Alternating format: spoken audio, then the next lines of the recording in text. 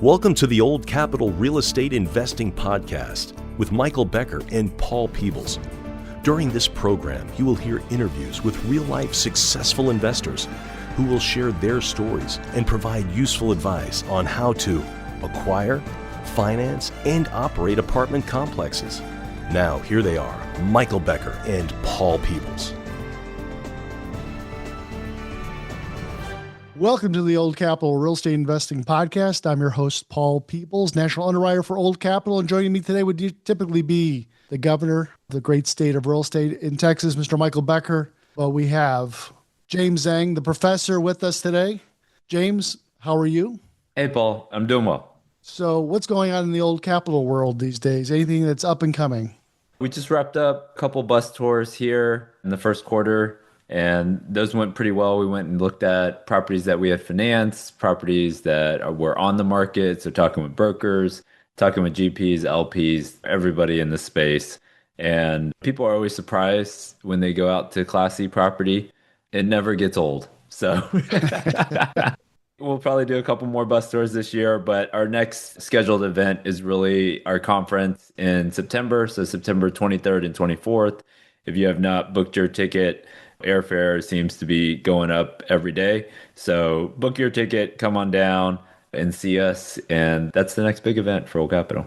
We usually have about 350 to 400 people that come to that event. Hopefully we'll have you come to the event, but go on to oldcapitalconference.com, Old Capital Conference, and get your ticket to that event. It's always a great one. It's our 10th year of doing it. It's probably one of the premier events that is in the Midwest, in Texas specifically, going to talk about Texas in the Southwest real estate.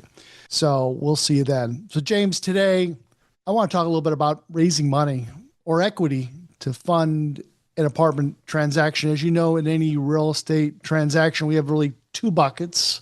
One is the debt, and that's where maybe you and I and the Old Capital team come in. We provide the money to the transaction to make sure it goes through. And then two is the equity.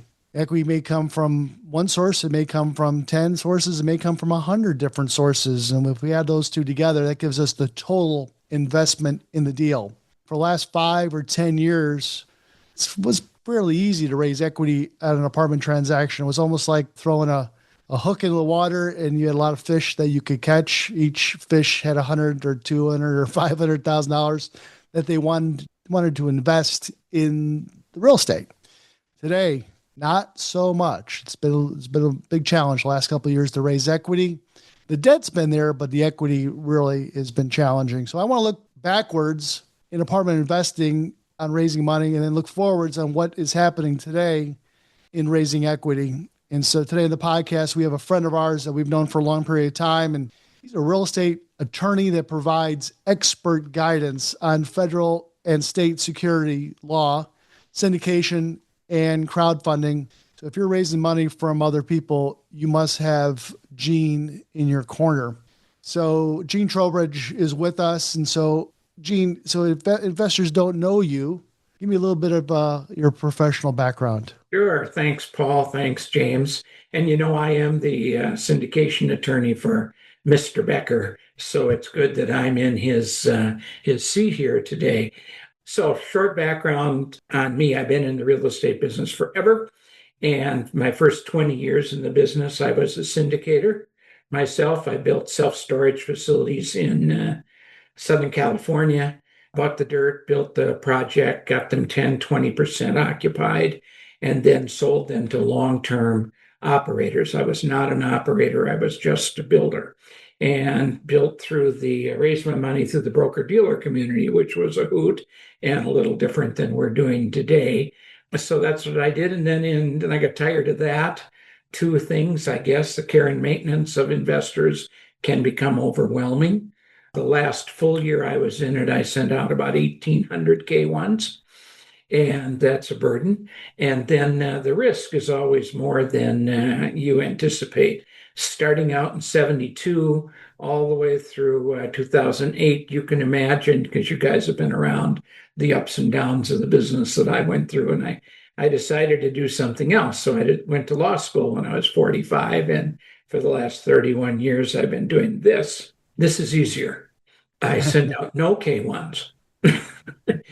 and have a lot of clients, 800, 900 clients since then, and that's a little easier. So this is my life, and this is what I'm into it right now. Our firm, Trowbridge Nay, there are three of us who are attorneys and two people who are staff, and we do a pretty good amount of business, knock on wood, for a firm our size. Looking back, 2020, 2021, part of 2022, it was, as you said, candy to a baby. Everything was good. Cap rates were low. People were buying. Financing was there. People were buying. There was plenty of money to invest in. And I know that talking to the sponsors that I work with, those were the golden years. And then the problems started. I think the problem started when the 5-year bridge loans started to cause trouble because the feds raised the interest rates, 14, 15 times in a year and a half. And all of a sudden, the money that you had set aside, that the sponsors had set aside for reserves to make the interest payments, was gone. And now they're in trouble. And one of the fellows that's a competitor of mine has a very strong statement that he makes. And his statement is that every deal written in 2022 and 2023 is in trouble. Every deal is in trouble. Well, I guess not if you paid all cash. And I think that's a little overstatement, but that's exactly where we are now. And that's exactly where the sponsors and the investors find themselves, with a whole inventory of troubled deals. And I would think that probably slows down their contribution of money to new deals for a while. Don't you see that? Don't you see that a lot of people are coming to you for new financing, refinancing workouts? We do. Yeah, Gene. Go ahead, Yeah, Gene. I was gonna say. So what really changed? I would say probably started back in the Jobs Act, right? And that sort of changed the way that a lot of these syndications started getting put together, right? With the 506B, 506C. And I don't know if you want to touch on that at Sure. all for. I have an Okay. opinion on Yeah. that and Yeah. some statistics. There's always a balancing act at the SEC. Number one, and primarily, is protect investors. Okay. And so we have an issue of accredited investors who, a long time ago, the SEC decided were people who could fend for themselves. And then the non-accredited but sophisticated investors who needed protection. So the SEC is interested in protecting investors. And the other side of the coin is capital formation is a big deal. And Congress is interested in capital formation because most of the capital that comes through syndications, not necessarily apartments and whatever, but is geared toward job growth. A lot of companies that the statistics are the companies that have less than 500 employees are small businesses. And when the owner of the business runs out of their own money, their parents' money, and the money the banks will give them, they go out and raise equity. So here's a balancing act. We need to raise equity to drive the business world, but we need to protect the investors. So, James, when I was raising money, I was around when Reg D came out. Tell me about that. 1981. I was raising money before that. So Reg D came out and at least told us what an accredited investor was and gave us what we now know as 506B. And when I was raising money in 506B, the issue was that I couldn't advertise. So I couldn't find people I didn't know who might want to invest in self-storage development.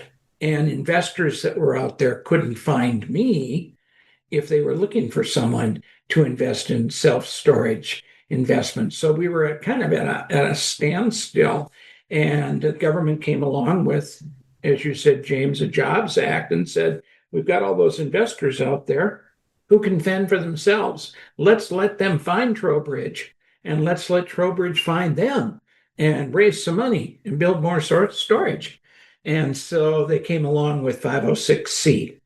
Historically, 506C has not been used. The last figure that came out for the 2025 year was that 93% of the Reg D money was raised in 506B and only 7% in 506C. Now, there are some reasons to use 506C that I like, and I talk to my clients about it as a way to prospect for people.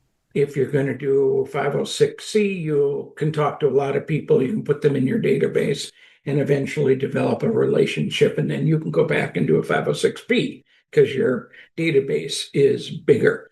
I find people now who come out with offerings that we structure for 506B with a transition.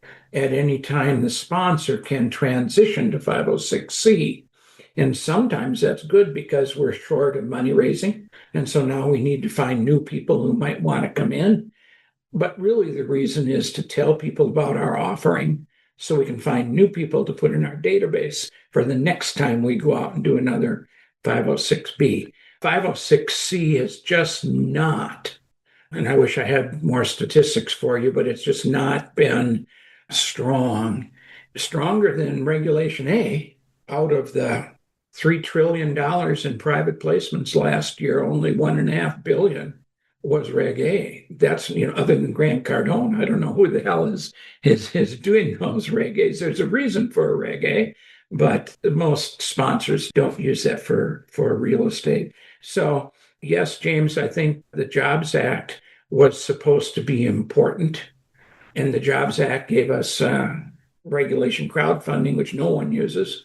I think last year it was about $350 million was raised in crowdfunding out of $3 trillion. So it's not used in real estate at all. So it's used the most prevalent use of regulation crowdfunding is when people develop their private label beer. That's the fact. You develop some beer and it's good and you want to increase production so you can take it and put it in grocery stores. And so you go out and raise $100,000 so you can buy some vats and rent some space. And prior to regulation crowdfunding, you'd ask people for money and you'd promise them a case of beer. That's all you could do. But when regulation crowdfunding came out, you could actually promise them a profit, which is one of the things of a security. Okay, so just so people know it's a little bit clearer here. So 506B, what's the advantages of 506B? You can take some sophisticated people. You're not limited to accredited investors only. And if you take accredited investors, you don't have to get a third-party verification. They can just check the box that they're accredited. So you can take up to 35 sophisticated investors, people that you know.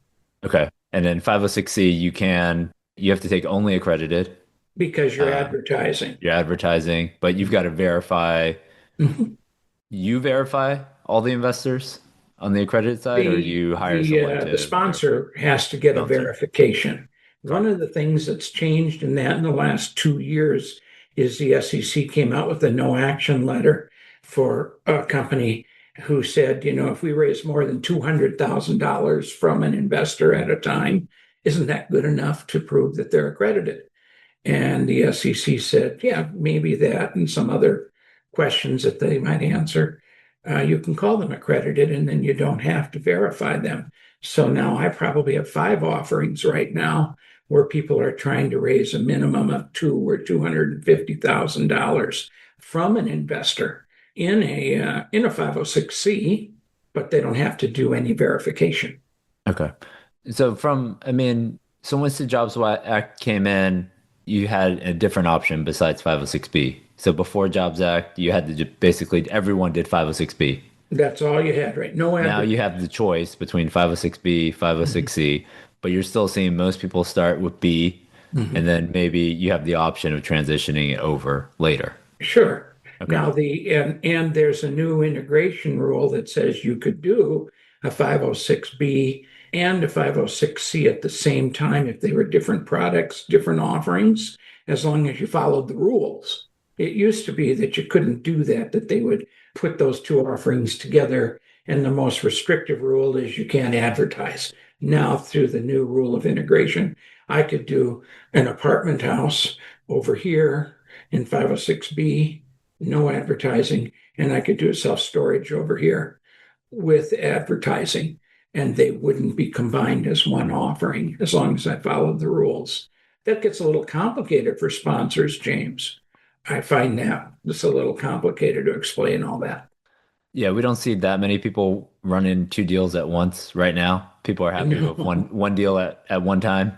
Well, they're lucky if they can raise money for one deal. Here's what I was thinking. I made some notes before we came on. I think that the issue is there are so many deals out there that are in trouble that the investors, number one, are fully invested and they aren't getting their money back through sales or refinancing. So maybe they don't have any more money to invest. And if they're not fully invested, they're just holding on to it because there's nothing in the marketplace that tells them this is going to be a better run than we had. And I don't think that's the truth, but that's their experience. I think interest rates are good now. I think cap rates are good now. I mean, all three of us have been in the business for a period of time, when if we could have had a 6 or 7% interest rate, we would have jumped for joy, right? Now we have that, but everyone says, yeah, but when is it going to get back to 3? Well, don't hold your breath, but that's a problem, right? So I think that the people are simply out of money. They're looking at other things. Yeah, so just holding their money. Yeah, so what we're seeing is, let's say, on a smaller deal, let's say 5 to 10 million, that might just be one guy. So he doesn't necessarily have to do a 506B, 506C. But once you get, let's say, above 10 million, from that 10 to 30 million, where you have to go out now and raise let's just say $10 million. So let's take a $30 million deal. You need to raise $10 million. And you and your partner, you're like, hey, I can do 5, but we need that additional 5 million. And so what we're seeing, and this is what we saw in 21 and 22, is people started bringing people onto the team, the GP team, and saying, co-GPs, hey, yeah. So, and then all of a sudden, us as a lender, we're like, who is so-and-so? Mm-hmm. I haven't talked to this guy one time. Mm-hmm. You're talking with the main sponsor. And so we're seeing, I don't know what you want to call them or what the right word is, but you know where I'm going with that question. Yeah, I call them illegal. Let me just clarify that a little bit more. Because, I call them illegal. Yeah, because you have one or two. Okay, so if it's illegal, but how do you make it legal? So let's go, we're trying to go in a positive direction. How do you make that legal? Because it's happening. It did happen. Like, it happened in 21 and 22. And unfortunately, a lot of people, they thought they were investing in this guy, but it was actually the other two guys' deal. And then now that person can't get an answer. That person has no control. That person's not talking to the lender. And so when these deals go sideways, the investor is like, hey, where's my money? It's gone. Those guys didn't have a chance of even, so. Well, the real surprise to the person who is the 4th, 5th, or 6th in line as a co-GP is if I'm that person and I go to Paul and I get Paul to put $50,000 in the deal and the deal goes bad. Paul has the right to come after me for rescission because I'm an unlicensed broker-dealer. And I don't care if I'm a member of the issuer or not. I'm so tangential to that process that basically I'm acting as a salesperson. And the rule is Paul could sue me for rescission. People don't know that. They don't know the risk they're taking. So yes, I've seen deals that have come to me that are in trouble, and there's a list of 10 or 15 even co-GPs on there, and those people don't have a job. To do it legally, a co-GP has to have a task, has a job that is not involved with money raising. And a lot of people say, well, I'm going to call them investor relations. Well, what do you know if you're the 5th GP, co-GP, about writing a letter about how the project's doing? You don't. So that fails. And the SEC is taking more enforcement on that type of issue, those types of problems with a number of co-GPs when the deal is in trouble. And the thing that's kind of replaced that, James, you must see these funds of funds coming in where Gene Trowbridge says, well, James has got a good deal. I could raise 2 million. So I put together my own LLC and I come into James' deal as an investor. Is that legal? I'm going to get to that. And then I'm an investor. And then as an investor, well, let's say we own 20% of the deal, we get a check. And then I disperse it to my investors. I get fees from my investors. It's my syndication. And the purpose of the syndication is to go into your deal. And they call that fund to funds. There are a couple of people out there that are making a fortune teaching fund to funds. To answer your question, the problem with all that is something called the Investment Advisor Act. Each state has an Investment Advisor Act, which says if you're actually telling people how to buy securities, you probably should be licensed. See, when I tell my clients that they're going to invest in me and what we're going to invest in is your deal, we're not investing in real estate. We're investing in your securities that you're promoting. So that causes a problem. There are a couple exceptions to the Investor Advisor Act. I don't want to get into it, but I think anyone who's looking to do fund to funds needs to be sure they talk to their attorney on what the rules are, because it's state by state. It's not a federal rule. And so it gets real complicated. But one of the reasons they do that is that they can take, maybe if I brought you 20% of the deal, you might give me 10% of the promote. Okay. And I'm not a co-GP. I don't have any of those responsibilities. It sounds pretty nice. And I get the promote, but that's something that I see is popping up quite a bit. What is okay, so let's say I invest in a deal in 21, 22, and now that deal sells for a loss. As an LP, what can an LP do right now? Like, let's say it sold this year, you put 100,000, they give you 50,000 back. Is that just okay? Well, as Paul says, you can claim all the cost recovery recapture. It's devastating because everything that you take that's cost seg, bonus depreciation, all that is recaptured on the sale. You take it now, that's good, but you pay it back, and it's supposed to pay it back. Yeah, you took 100% you put in 100,000, you got a loss of 100,000, but now you're recovering all that. But you're going to recover it even if you don't have any gain. Okay. And that's going to be a problem.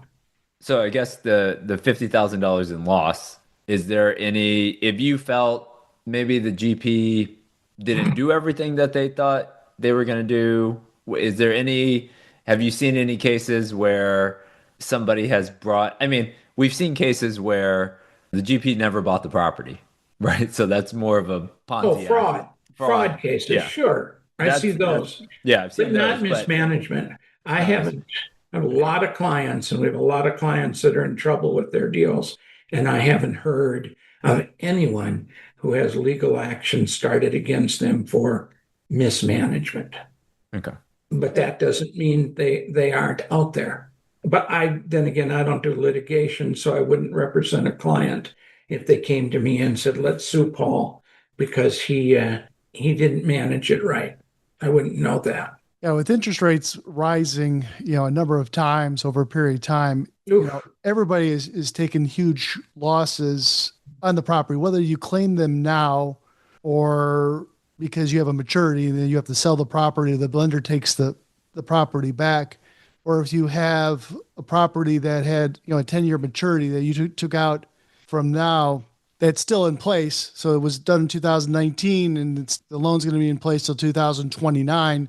Value's down by 35 or 40%, but you haven't claimed the loss. It is only the times where the property is either sold or taken away that there is a loss, and then you have this recapture that comes in.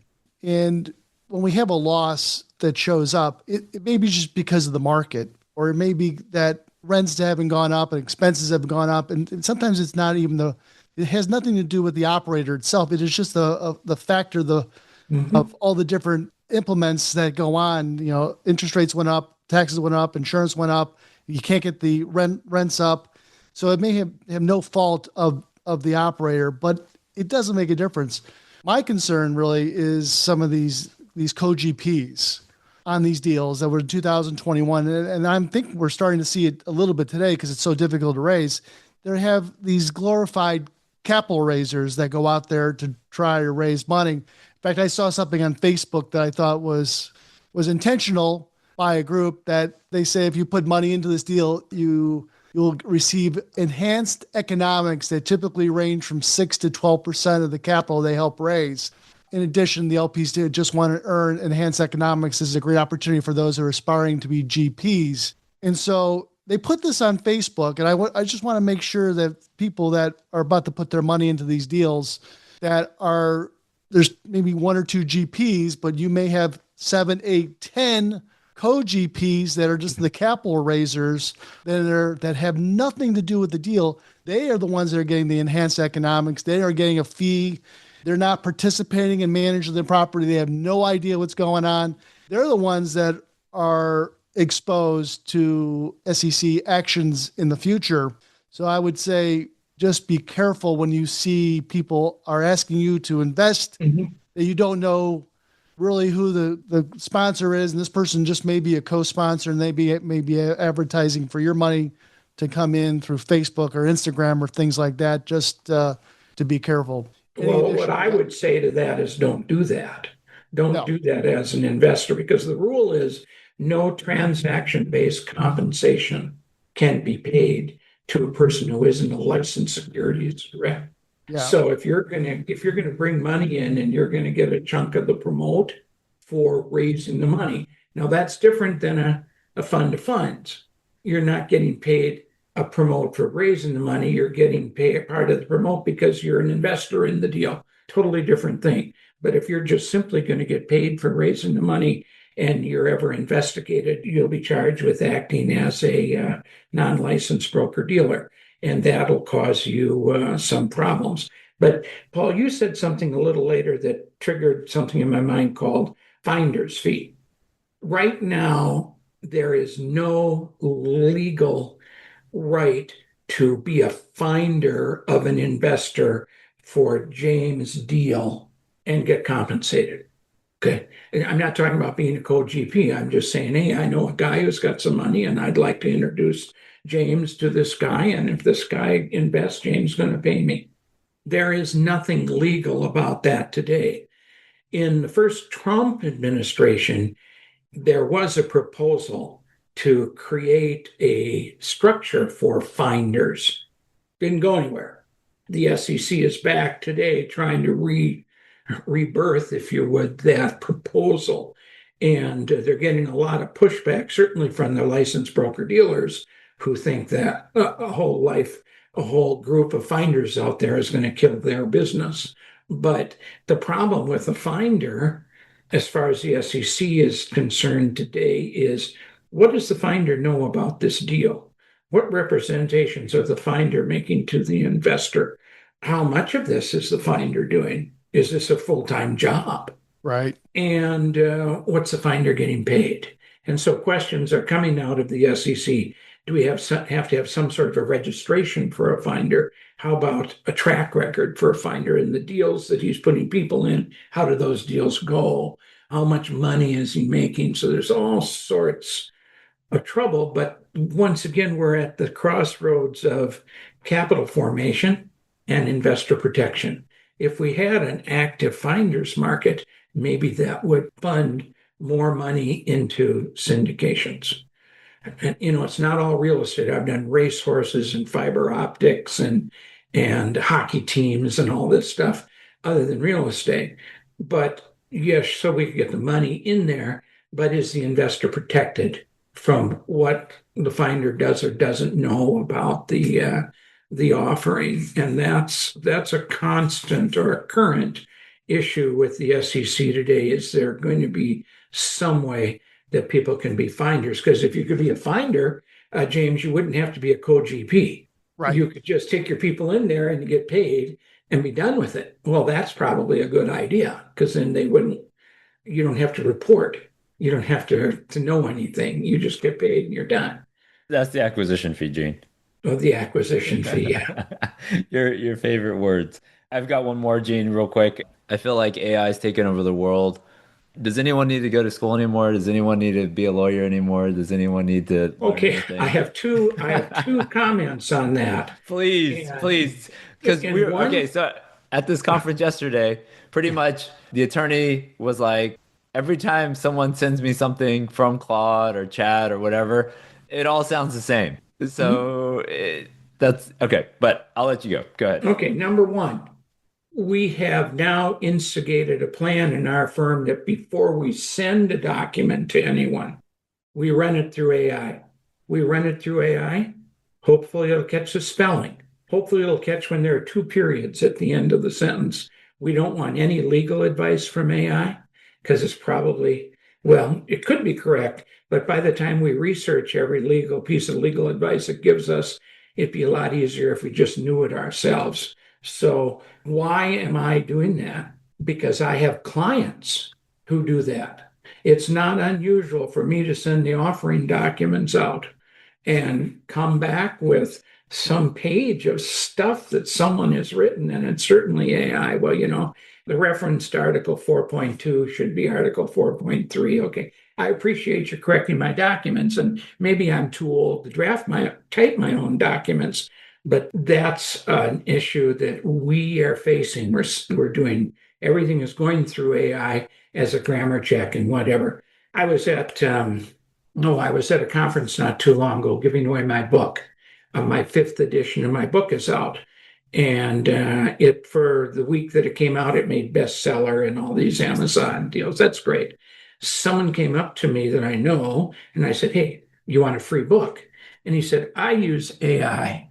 I'm an expert in everything. I don't need your book." And I said, "Well, there's a lot of stuff in there that you're probably right about, but my book talks about my experiences and what's happened in my life. And you're not going to find that in AI." He said, "I don't need that." Good. So, but we are doing it now. I do know some people out there who think that law firms can become AI law firms and the documents can be drafted totally through AI and the prices of legal work can go down. That may be the case, but you guys know, you see operating agreements. Is there such a thing as a boilerplate operating agreement? I don't have anything like that. I'm just working today revising an operating agreement for a client who now has 6 classes of members.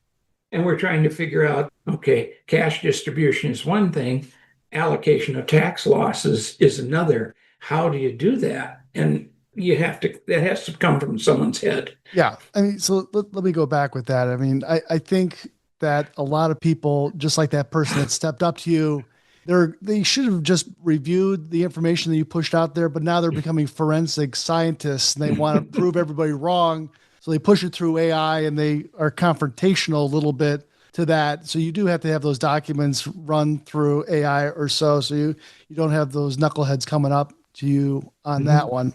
Because it's embarrassing when the client does send you this report and you have 6 or 7 mistakes. That's embarrassing. And I'm getting old enough where my 2 partners now are pretty much assigned to do the typing. I'll get the concept of the offering and do the intake and do what I call the deal structure interview and tell them how to do the deal. But I shouldn't be putting my fingers on the keyboard anymore.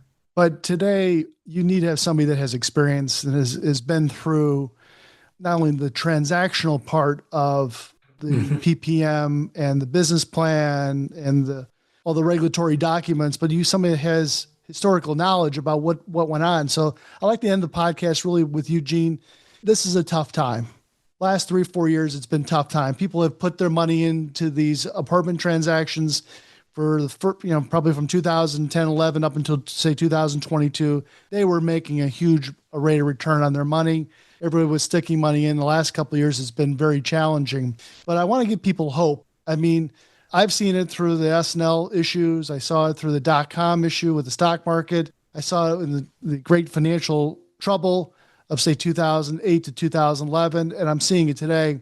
But I really want to kind of get your perspective about coming back and what that looks like over a period of time. I don't know if the market's going to get any better in the next 6 months or so, but historically, it's always popped back. Let's hear your guidance. Oh, absolutely. Tax Reform Act of 86 was a blast, and 94, and then all the things you've talked about. That's one of the two things that I think a sponsor should take into consideration. Number one, care and maintenance of investors can become overwhelming. And number two, there's always more risk than you think. I never put anything in a document in 2018 regarding the possibility of an epidemic.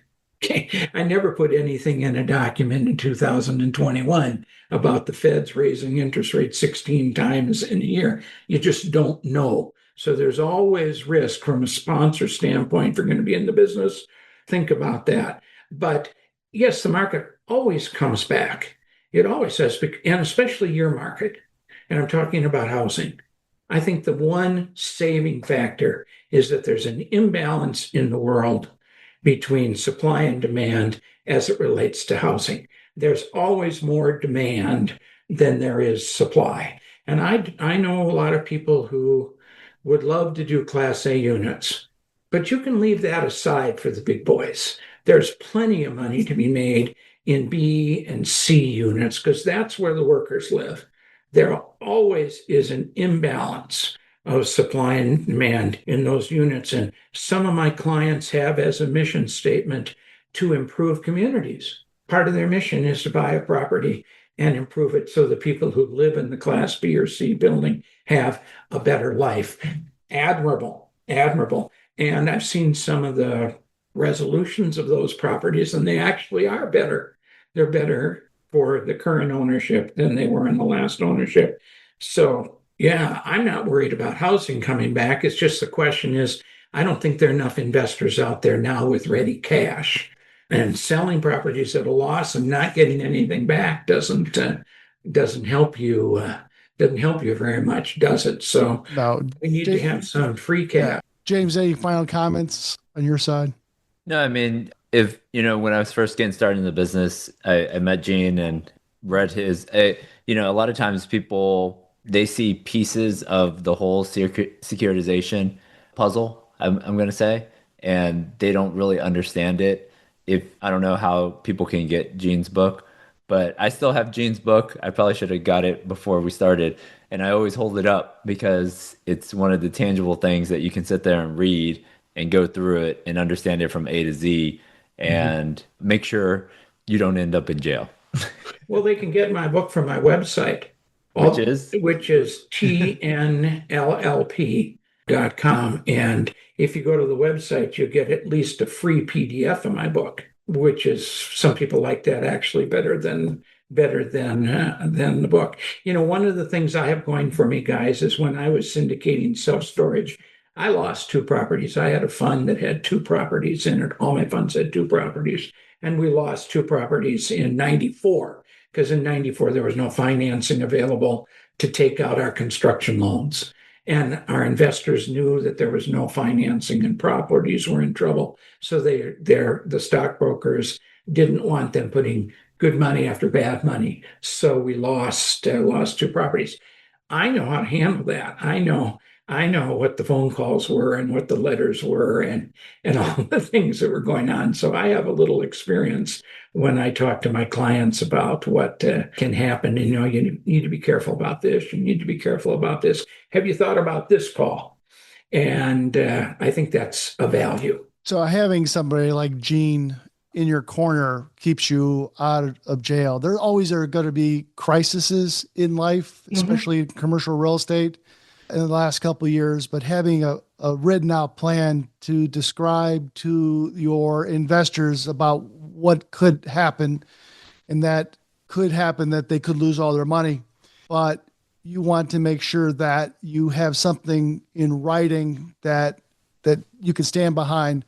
Unfortunately, people are losing money. They have lost money, and some of the new investors or new syndicators out there are going to have to find people that do have extra money. They have an extra $100,000 that may not be familiar with the last cycle of apartments. And that's who maybe you, if you're a GP or a syndicator, you got to find another bucket of money Maybe not the ones that have been doing this for the last couple of years that have lost the money.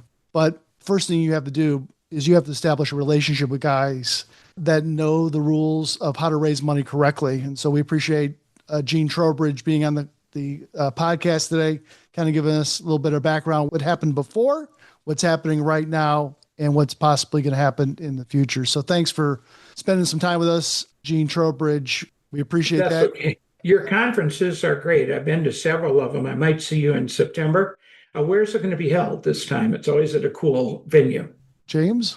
This year, it's going to be close to the airport. So in Grapevine, there's a place called Harvest Hall. So it's got some unique rooms, and then it also has a food hall. So it'll be definitely Food's more of a always networking good. deal. Yep. Food's always good. That's good Food and because drink's always good. That's the right. people who don't want to listen to me talk can go eat. Hey! That's right. All right, Gene, thanks for coming on. We appreciate it. Thanks, James, Thanks the for having Professor Eng, and we'll talk to you soon. Again, I'm Paul Peebles. Have a great day. Thanks for listening to the Old Capital Real Estate Investing Podcast. Please join us at oldcapitalpodcast.com to sign up for our weekly email updates. We'll see you next week for another great interview.